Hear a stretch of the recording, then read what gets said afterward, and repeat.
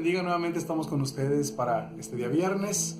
Bueno, queremos leer en Isaías capítulo 53, versículo 8 al 10, alusivos a este tiempo donde la gente pues recuerda el sacrificio de Jesucristo, ¿verdad? Muchas cosas se discuten sobre fechas y todo eso, pero lo importante es que sucedió, que la historia registra un hecho sin precedentes donde nosotros nos toca creerlo.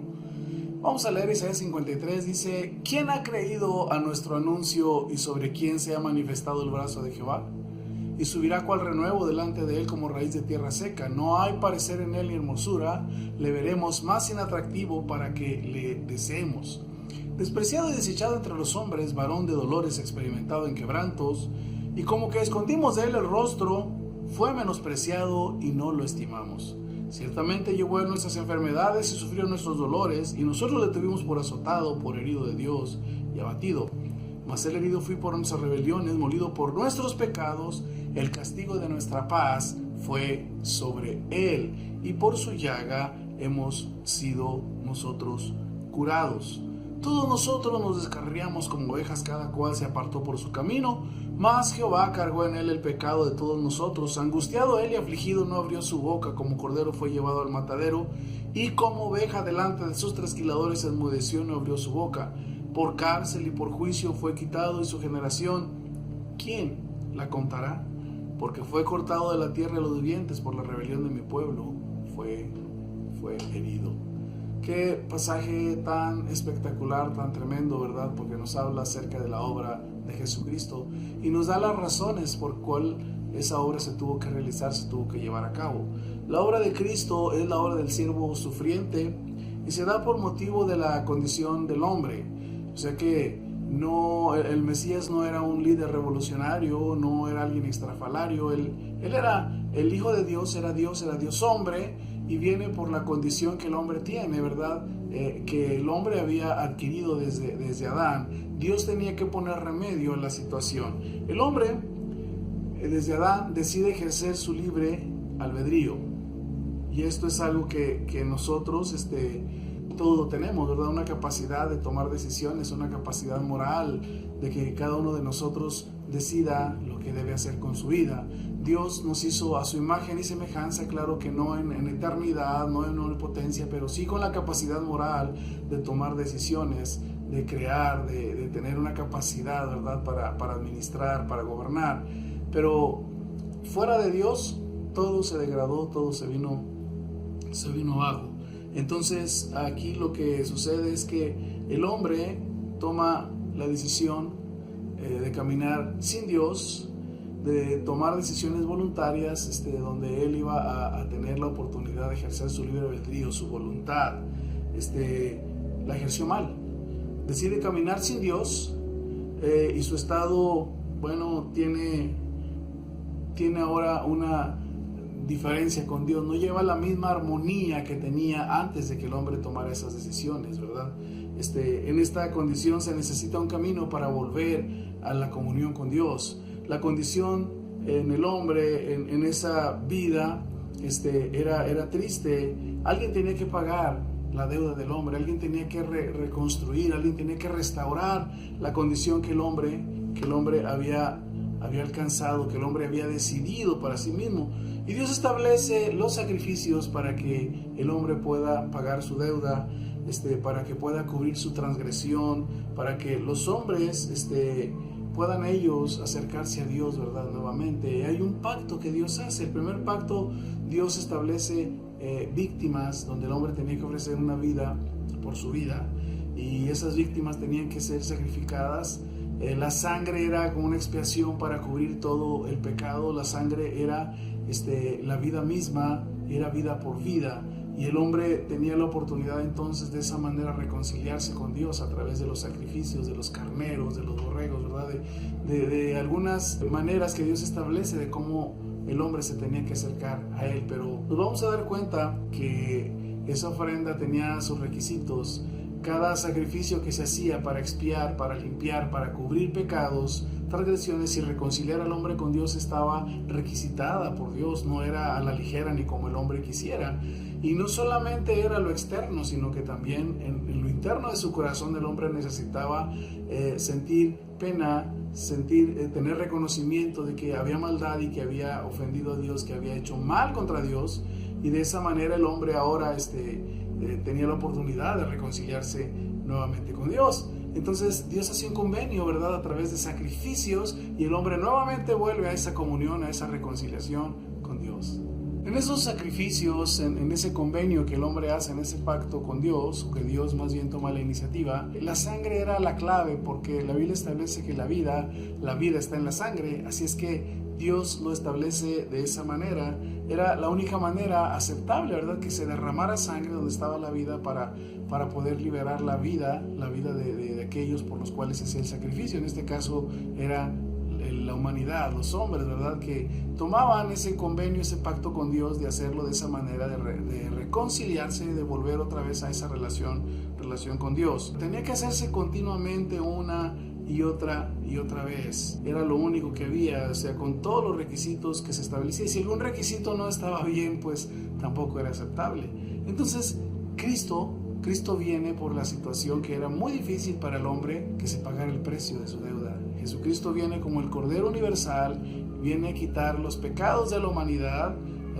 La sangre de Jesucristo es la única que alcanza, ¿verdad?, a pagar el costo que es demandado por el pecado, por la transgresión del hombre. Nada, absolutamente nada podía cubrir esa deuda más que Jesucristo viene, y su pago es satisfactorio, ¿verdad? Es propiciatorio para cubrir satisfactoriamente la deuda que el hombre por su pecado había adquirido en la vida y con Dios. Así es que ahora Jesucristo hace este pago. Lo podemos nosotros hacer efectivo solamente este pago a través de la fe. Sin fe, dice la Escritura, es imposible agradar a Dios.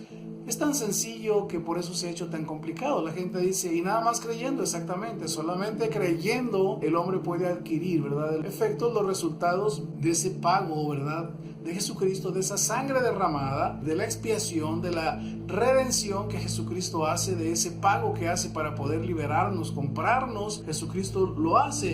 Entonces nos provee a nosotros a través de ello una experiencia de perdón, paz, una experiencia de sanidad de nuestro cuerpo, pero dijimos solamente es por la fe, no es por obra. Nuestras obras no alcanzan a cubrir ese pago, ninguna obra que el hombre haga, nada absolutamente, solamente la sangre de Jesucristo es lo que es satisfactoriamente aceptable por el Padre, donde puede cubrirse la deuda del hombre. Por eso el profeta está haciendo una pregunta aquí, ¿verdad?, acerca de el pasaje que hemos leído. Nosotros ahora tenemos un cordero que es un sacrificio único y absoluto por nosotros. Anteriormente tenían que hacerlo continuamente cuando había pecado. Ahora nosotros lo tenemos disponible todo el tiempo. Solamente un sacrificio fue ya suficiente para cubrir nuestra deuda. Así es que ahora nosotros podemos preguntar acerca quién ha creído a nuestro anuncio, como dice el profeta, y sobre quién se ha manifestado el brazo de Dios. Se le crucifica y se le compadece cada año, es lo que nosotros vemos en este tiempo, pero no se le ve en él hermosura, no se le ve atractivo para que se le desee, es menospreciado, no se le estima. Después de estas fechas que se le recuerda su sacrificio con tanto énfasis, se le olvida y ya no hay más quien lo recuerde. La vida sigue su curso y fue un acontecimiento nada más, ¿verdad? Algo teatral, ¿verdad? Una, como dijéramos, representación nada más para recordarnos, ¿no? Pero no le vemos el sentido, no le vemos el valor, no hay atractivo en él. No podemos nosotros decir que es atractivo aquello porque fue doloroso, pero ¿cuál es el resultado? Él muere, pero muere para darnos vida. Él sufre, pero sufre para proveernos a nosotros paz, para proveernos a nosotros sanidad, para proveernos reconciliación para con el Padre, ¿verdad? Cristo viene a establecer este pacto con su sangre, donde perdona nuestros pecados, donde se da a conocer al que lo busca y cree y pone su vida, sí, su confianza en Él.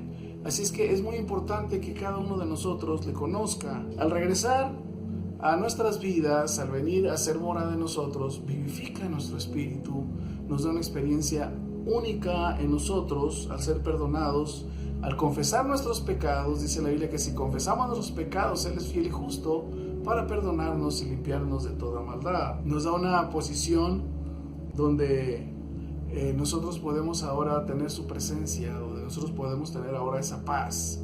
Y en esa posición nos permite conocerlo a Él como el Mesías, como el Salvador, como el que perdona pecados. Podemos conocer cómo Él, su sacrificio, ahora es tan efectivo en nosotros cuando nos redime, cuando nos compra, porque ahora repasa nuestra conciencia, nos da una mente, una manera de pensar tranquila. Él trae paz a todo nuestro ser. ¿Cuál es el precio? El precio fue su vida, fue su sangre, y nos invita a caminar en su palabra y a través de la fe. Así que esto es muy importante para que nosotros lo consideremos. Después de este tiempo se olvida, ya no hay más representaciones y no entendemos el sentido de lo que Él ganó, de lo que Él hizo, y Él nos invita. ¿Quién ha creído? Entonces necesitamos creer, necesitamos ver el atractivo que hay en entregar nuestras vidas, el servirle, en experimentar, ¿verdad? Que esa sangre es efectiva para limpiar pecados, para traer paz a nuestro corazón, a nuestras mentes, a nuestras conciencias, y para liberarnos también, ¿verdad? De toda atadura, y para traer sanidad a nuestra alma, ¿verdad? Y nueva vida, la vida de Dios, su presencia. Continuamos con Génesis 9, lo que es un pacto de amor. Vamos a la lectura. Génesis capítulo 9, versículos 11 al 13. Dice: y habló Dios a Noé y a sus hijos que con él estaban, diciendo: estableceré mi pacto con vosotros y no exterminaré ya más toda carne con aguas del diluvio, ni habrá más diluvio para destruir la tierra. Y dijo Dios: esta es la señal del pacto que yo establezco entre mí y vosotros y todo ser viviente que está en vosotros por siglos perpetuos. Mi arco he puesto en las nubes, el cual será por señal del pacto entre mí y la tierra. Bueno, los pactos que Dios hace son estables, sin variación. En esos pactos nos da la oportunidad de estar en ellos. Siempre nos da una entrada y permanencia, y esa entrada y permanencia están basados en su amor y en su gracia, porque nosotros fallamos, pero Él permanece fiel y nos vuelve otra vez a buscar para que nos metamos a ese pacto. Ese es el amor de Dios, ¿verdad? Dios no tiene variación. Y gracias por ese carácter que Dios tiene, ¿verdad? Por su manera de ser con nosotros. De lo contrario, quedaremos fuera inmediatamente. Es algo que nosotros podemos agradecerle a Dios, ¿verdad? Es lo que se llama gracia, y eso es muy importante. En este acuerdo de Dios con la humanidad, Él toma la iniciativa, por lo cual se ata voluntariamente en beneficio de la humanidad. Y aunque demanda fidelidad en sus pactos, siempre que el hombre falla y se vuelve a Dios, tiene la oportunidad de gozar de los beneficios de esos pactos cuando el hombre se vuelve a Dios y se mete nuevamente al camino de la fe y a la relación con Dios. Bien, en este capítulo es un capítulo donde Dios hace un pacto con la humanidad a través del arco iris. Dice que pondrá su arco en las nubes, pero ese pacto establece un nuevo orden en la humanidad. En los versículos 1 y 4, Dios le dice, del 1 al 4 de Génesis 9, Dios le dice que Él tiene la oportunidad de multiplicarse, de poblar la tierra nuevamente, y le dice que Él va a estar sobre todos los animales que hay. Toda vida es para su beneficio, toda planta. Le pide también legislar, porque Él habla de la sangre que se derrama, ¿verdad? Él le habla, Dios le indica a Noé que legisle sobre la violencia.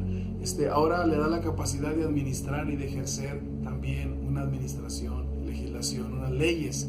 Dios está estableciendo la pena capital aquí en estos versículos, porque Él habla del que derrama sangre de los hombres, será cobrado con su propia sangre, con su propia vida. Es vida por vida, es la pena capital. Así es que los hombres no pueden hacer lo que ellos les diera la gana. En este pacto Él nos permite tener un nuevo orden, una legislación diferente en la justicia de Dios. Y también habla de la sangre de los animales. Dice que no podemos disponer de ella porque en ella está la vida. Así es que no es algo que nosotros a la ligera podamos tomar. En el nuevo orden, nada más estaba Noé y su familia. Sí, era una nuevo inicio, un nuevo principio de la humanidad, ¿verdad? Todo había sido destruido, pero ahora ellos estaban ahí. Y Dios en ese pacto les da una manera de legislar, les da una manera de iniciar un nuevo orden. Les pide legislar sobre la violencia, no derramar sangre. Otra de las cosas que tiene este pacto es un convenio que establece paz y seguridad. Y cuando nosotros hablamos de paz y seguridad, casi por lo general los convenios que se hacen aquí entre los hombres en la tierra tienden a fallar y tienden a quebrantarse de un lado y de otro. Buena noticia para nosotros, porque Dios Dios no falla, Dios no quebranta su pacto, Dios se mantiene. Sí, es un pacto en el cual nos da estabilidad, es un pacto donde nos da paz. Él promete nunca más volver a destruir la tierra con agua, ni todos los animales que salieron del arca, ni toda vida que estaba ya sobre la tierra. Él promete. Entonces ese pacto nos trae estabilidad a nosotros y nos trae paz. Versículos 10 al 14. Muchos eventos cambiaron y muchos ocurrían en aquel tiempo y muchos demandaban lo que ellos querían que Dios hiciera, y en la actualidad es igual, pero la paz de Dios, la estabilidad nunca cambiará. El hombre cambia, todo cambia, los tiempos cambian, Dios nunca cambia. Dios permanece para siempre, ¿verdad? Dios no tiene variación. Así es que cuando hablamos del pacto de Jesucristo, estamos hablando también, ¿verdad?, de una oportunidad que Dios nos da a través de la gracia, y Dios no ha variado, sin importar, ¿verdad?, cómo es el hombre, sin importar nada, Dios sigue siendo fiel a sus promesas y nos da esa oportunidad. Cuando Dios habla a la humanidad y le promete un pacto donde le traerá estabilidad, confianza, paz, seguridad, Dios habla su palabra al corazón del hombre, y cuando Dios habla profundamente al corazón humano, la paz se produce dentro de él, del hombre, y hay sanidad y hay calma. Dios pone su arco iris como señal de pacto en las nubes. Hoy la historia nos afirma el suceso de Cristo, la cruz, y es un evento histórico que fue realidad, y eso nos invita a la fe y a recibir esa paz y ese perdón. El arco iris es una señal. La historia nos da señales a nosotros. La condición de la humanidad, vamos siempre continuamente deseosos de hacer el mal, pero Jesucristo vino, ¿verdad? Y esa es una realidad. Así es que el pacto de Jesucristo aún es permanente, el pacto de sangre. Este es mi pacto del nuevo pacto, ¿verdad? Es la sangre que Él derramó y está vigente a través de la fe, y debe darnos confianza porque Dios no tiene variación alguna.